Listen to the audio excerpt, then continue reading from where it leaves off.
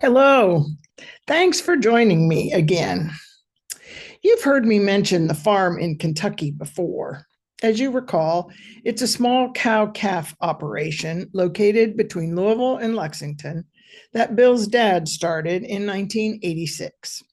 Our daughters enjoyed visiting there as they grew up, and now our two grandchildren are learning to enjoy it too. And this year, for the first time, we spent Christmas and New Year's here. During that time, we drove to southern Kentucky and found a small country church back along a gravel road. I'd like to share some of that visit with you today. This is the little gravel road. Maybe it was 3/4 of a mile off the paved road. And as is often the case, the first view we ran into was the cemetery. Clearly, it has been used for a long time and includes markers from about 150 years. The well-kept church was next, and it had a simple latch that could be opened to go inside. Although we would call it rustic, I was actually impressed as I studied it further. The church was started in 1842 by two Baptist elders and 15 members. I don't know how much of the present church is original and what might be updated and refurbished over the years, but nonetheless, it was a lovely spot and a respite and a drawing closer to God. This was my first view as I entered the dimly lit sanctuary. And almost immediately, the first line of an old hymn came to mind: Faith of our fathers, living still. And I think those words are true. Certainly, the faith of the men and women from a rural community nearly 200 years ago is still living in this building that stands as a testimony to what they valued and believed in.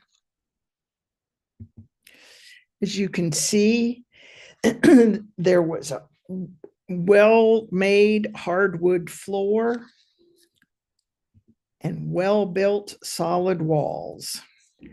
The ceiling is about 14 feet high, and it housed a burning stove. This was the pulpit area. Compared to farm cabins at that time, this was no doubt quite a structure that was built with hard work to the glory of God. And no doubt people spent many hours in these pews listening, praying, and singing.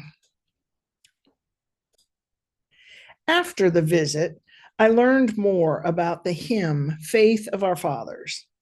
It was originally written as a Catholic hymn to honor martyrs of the church, whose faith lives on despite the, quote, dungeon, fire, and sword mentioned in the next line of the hymn.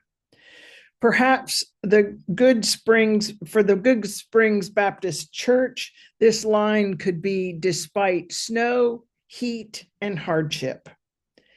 And just think, that's how we have all received our gifts of faith.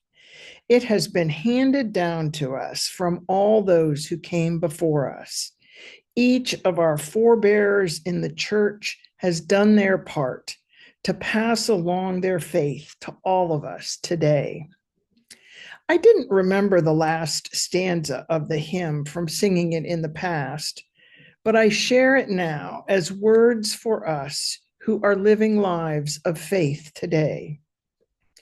Faith of our fathers and mothers, we will love both friend and foe in all our strife, and preach thee too as love knows how, by kindly words and virtuous life. Faith of our fathers and mothers, holy faith, we will be true to thee till death.